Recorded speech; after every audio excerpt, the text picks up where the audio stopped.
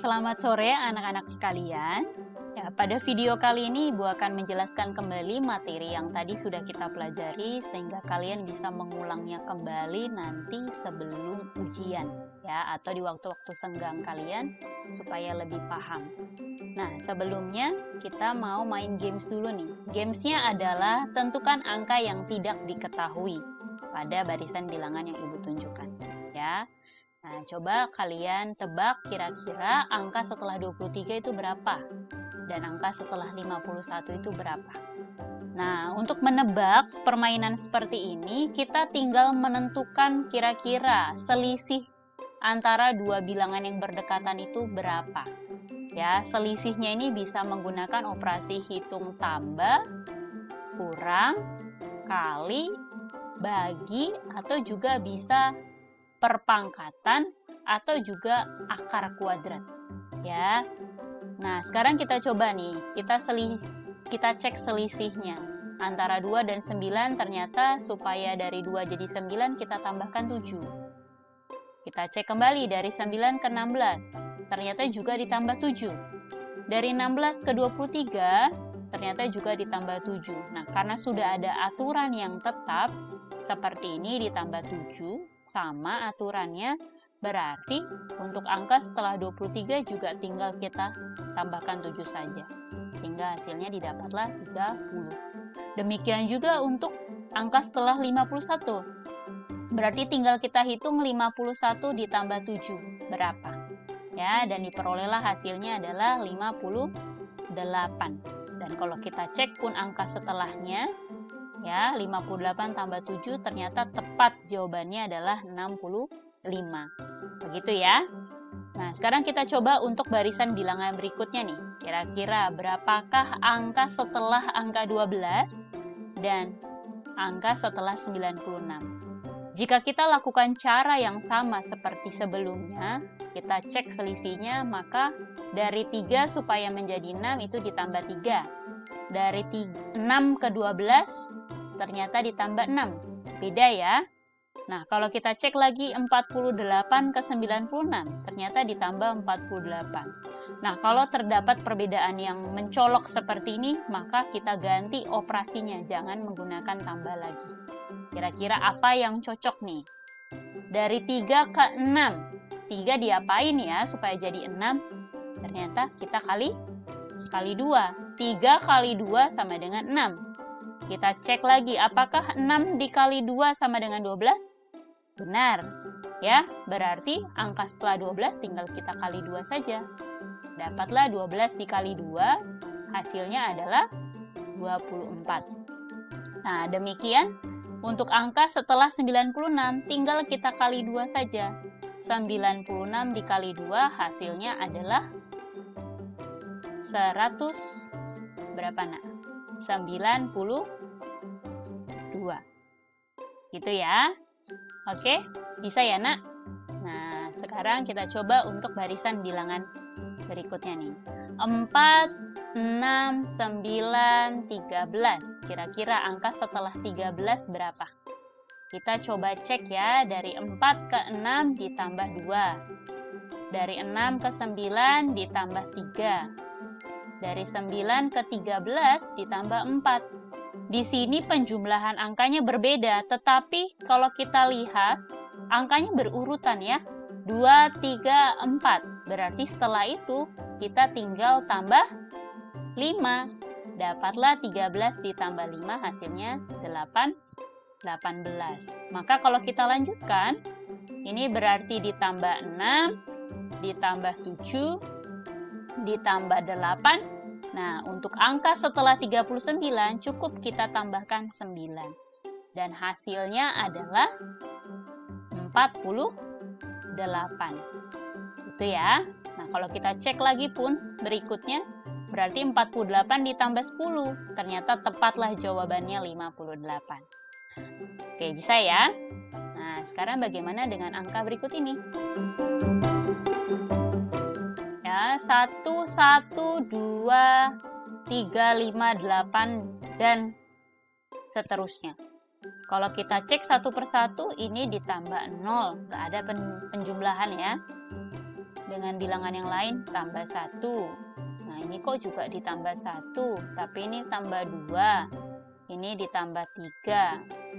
Di sini ditambah berapa, Nak? Tambah 13 ya, jelas tidak beraturan. Nah, kalau untuk barisan bilangan yang seperti ini kita kenal sebagai barisan bilangan Fibonacci. Ya, Fibonacci itu berarti, tulis dulu ya, barisan bilangan Fibonacci. Ya, jadi ini adalah barisan bilangan yang istimewa karena berasal dari penjumlahan, ya, penjumlahan dua bilangan sebelumnya. Ya, maksudnya bagaimana, Bu? Misalnya kalian bertanya-tanya, ini kalau kita jumlahkan 1 ditambah 1, maka hasilnya menjadi angka berikutnya. Benar 2 ya? Nah, kalau kita jumlahkan sekarang 1 ditambah 2 nih, kita jumlahkan, maka hasilnya menjadi bilangan berikutnya, yaitu 3. Oke? Lalu kalau kita jumlahkan lagi, 2 ditambah 3. Oke, maka hasilnya adalah bilangan berikutnya, yaitu 5. Kalau kita jumlahkan lagi 3 ditambah 5, maka hasilnya menjadi 8. Nah, berarti untuk mengisi titik-titik yang di sini, tinggal kita jumlahkan saja 5 ditambah 8. Dan hasilnya adalah 13. Begitu ya. Nah, berarti untuk mengisi titik-titik yang kosong setelah 34, tinggal kita jumlahkan saja nih. Dua bilangan yang berdekatan, 21 ditambah 34. Dan hasilnya adalah 55. Ya, jadi ini adalah ciri khusus untuk barisan bilangan Fibonacci, di mana itu merupakan penjumlahan dua bilangan sebelumnya. Nah, berikutnya, coba di sini Ibu punya angka 139 titik-titik 81 titik-titik dan 729. Kira-kira kalau kita jumlahkan apakah punya pola yang sama? Tidak ya. Nah, kalau kita perhatikan justru kita pakai operasi hitung perkalian ya. 1 kalau kita kali 3 hasilnya 3.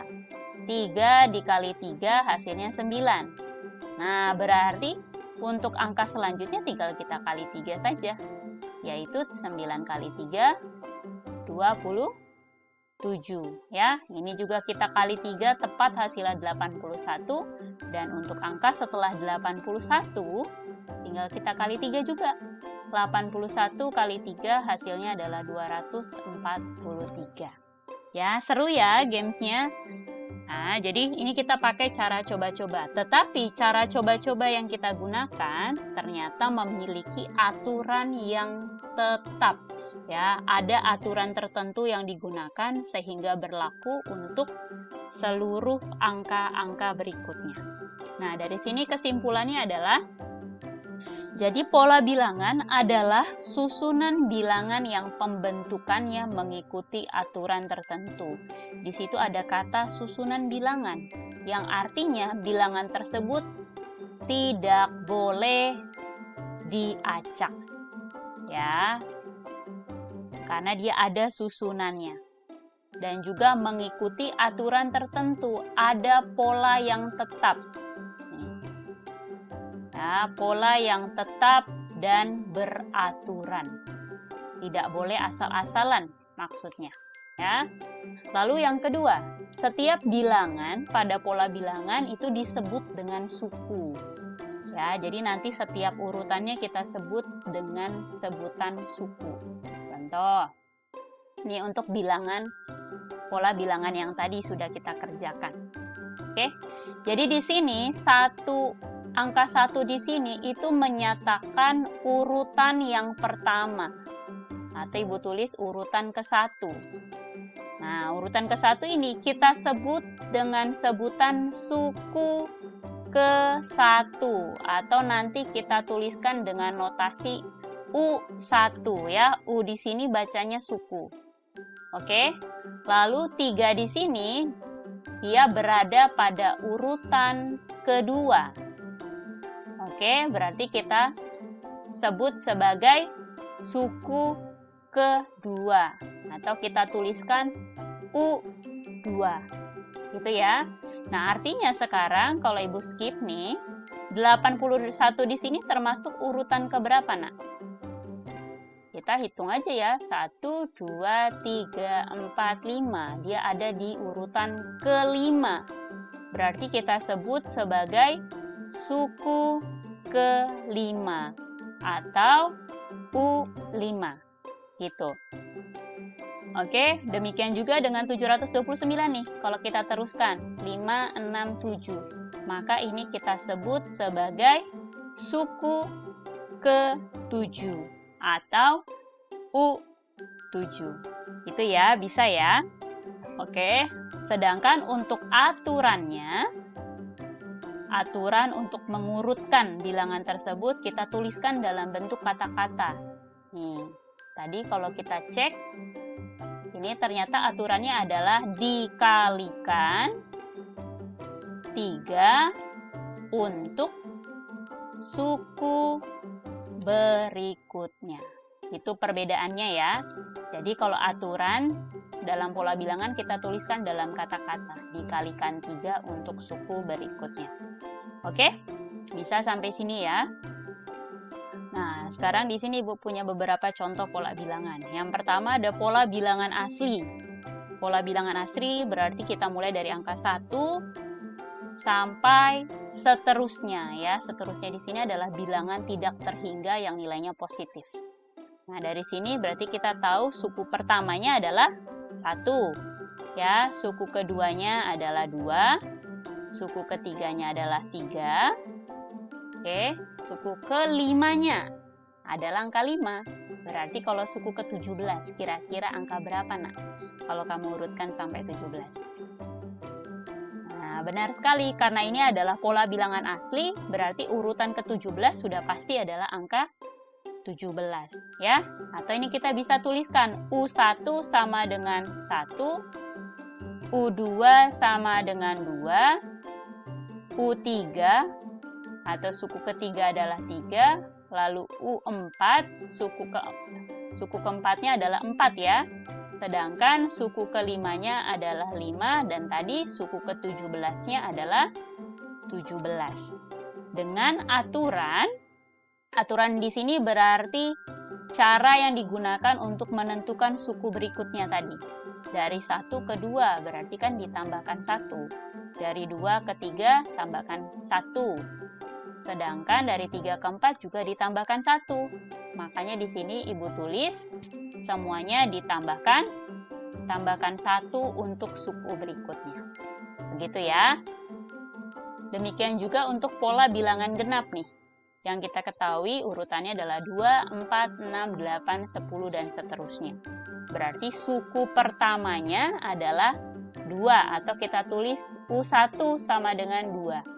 Suku keduanya adalah 4 atau kita tulis U2 sama dengan 4. Lalu suku ketiganya adalah 6 atau kita tulis U3 sama dengan 6. Lalu suku keempatnya adalah 8. Kita tulis U4 sama dengan 8. Nah, kira-kira suku ke-19-nya berapa, Nak? Oke, bagaimana cara menentukan suku ke-19 di sini? Ya, kita tahu dulu aturannya nih. Kalau kita cek, setiap suku yang berdekatan ternyata diperoleh dengan cara ditambahkan 2 untuk suku berikutnya nih. Ya, berarti kalau kita urutkan sampai urutan ke-19, akan diperoleh berapa? U19-nya? Sama dengan 38. Ya, bagaimana bisa kita tentukan seperti ini? Nanti ada rumus suku ke N yang harus kita tentukan supaya kita mudah menentukan suku keberapapun dia. For example, misalnya Ibu tanya suku ke-53 sama dengan berapa? Nanti ke next video ya, Ibu akan jelaskan kembali. Oke, sampai sini penjelasan video yang pertama. Selanjutnya kita ke video part 2-nya. Oke.